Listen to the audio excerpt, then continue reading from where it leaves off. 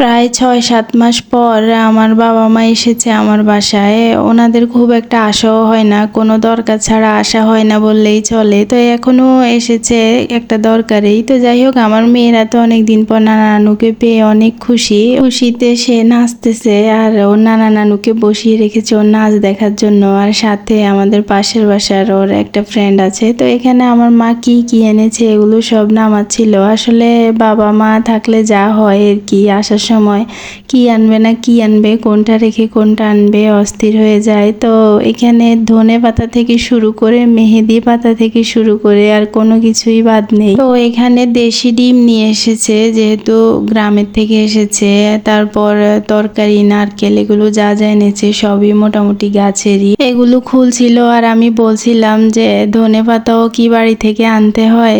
আসলে যেটা প্রতিবারই করে আর আমি প্রতিবারই বলি, তো মায়ের মন তো সেটা কি আর মানে। সবজিগুলো গুছিয়ে রাখার পর এখন খুলেছে মাছ মাংসের যে ব্যাগটা আছে সেটা। তো এখানে দেশি বিভিন্ন ধরনের মাছ এনেছে, ছোট মাছ, দেশি হাঁসের মাংস, দেশি মুরগি। আমার হাজবেন্ড হচ্ছে হাঁসের মাংস খুবই পছন্দ করে। তো সেজন্য সবসময় আমার মা বা আমার শাশুড়ি বিশেষ করে বাড়ি থেকে হাঁসের মাংসটাই পাঠায়। আর সে হাঁসের মাংস ছাড়া অন্য কোনো মাংস খুব একটা খায় না। আর দেশি মাছও পছন্দ করে, ছোট মাছ বিশেষ করে। তো এগুলো গুছিয়ে আমি এখন ফ্রিজে রাখবো। ফ্রিজে রাখতে গিয়ে দেখি যে আমার মেয়ে তার নানা নানুর জন্য বরফ বসিয়েছে, যে ওনারা আসলে ওনাদেরকে ঠান্ডা পানি দিবে। এরপর আমি মাছ মাংসগুলো ডিপে রেখে দিব। এখানে আবার কিছু তালের রসও এনেছে স্টোর করার জন্য, তালের পিঠা বানানোর জন্য। যদিও আমি খুব একটা তালের পিঠা পছন্দ করি না, তাও আনছে যেহেতু রাখতেছি। আর এখানে কিছু মাছ আবার আজকে রাতের জন্যই রান্না করে এনেছে যাতে আমার কষ্ট না হয়। এরপর ওনারা আসার সময় মিষ্টি নিয়ে এসেছে কুমিল্লা থেকে, স্পন্সের, তারপর মালাই, বিভিন্ন কয়েক আইটেমের মিষ্টি এনেছে। তো আমি এখান থেকে কিছু মিষ্টি আবার পাশের বাসায় পাঠাবো, ওইটাই রেডি করে আমার মেয়েকে দিয়ে পাঠাচ্ছিলাম। এদিকে আমার মেয়ে খুশিতে কি করবে না কি করবে ভেবে পাচ্ছে না। সে কি লেখা পারে সেটা ও নানা নানুকে দেখানোর জন্য ব্যস্ত হয়ে গিয়েছে। তো ও খাতা কলম নিয়ে কি পারে এগুলো সব লিখে দেখাচ্ছে আর ওর নানা নানু দেখতেছে।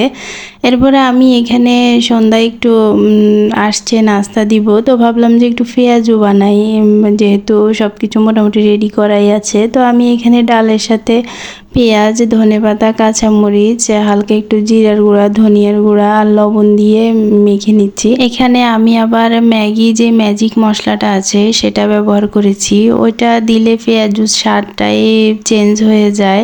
তার উপর এটা শুধু পেঁয়াজু না, আমি আলু চপেও ব্যবহার করি। তাছাড়া নুডলস, ফ্রাইড রাইস, মোটামুটি অনেক কিছুতেই এটা ব্যবহার করা যায়। তো যাই হোক, আমি পেঁয়াজগুলো দিয়ে এরপর ভেজে নিচ্ছিলাম উল্টে পাল্টে। মাঝে মধ্যে সন্ধ্যায় এমন ভাজা পোড়া খেতে ভালোই লাগে। আর আমার ফ্রিজে ডালটা ব্লেন্ড করাই ছিল, সেজন্য ভাবলাম যে শর্টকাটে একটু পেঁয়াজু বানিয়ে ফেলি, সাথে একটু চা করব। তো আমি পেঁয়াজগুলো তুলে রেখে পরের বেচে আবার ভেজে নিচ্ছিলাম, ভেজে তুলে রাখছি। তো আমি এখানে আবার একটু পেঁপে কেটে নিয়েছি সবার জন্য। আমার মেয়েরা তো পেঁয়াজু খাবে না। আর এদিকে আমি চা বসিয়ে দিয়েছি। তো আমি এখানে এখন রং চা করব। আমার বাবা দুধ চা খায় না আর আমার মা কোনো চাই খায় না, সে এমন একজন মানুষ। তো ভাবলাম যে আমার জন্য আর আলাদা করে দুধ চা করব না, আমার বাবার সাথেই আজকে একটু রং চা খাই মশলা দিয়ে। তো আজকে এ পর্যন্তই, সবাইকে অনেক ধন্যবাদ। আল্লাহ হাফেজ।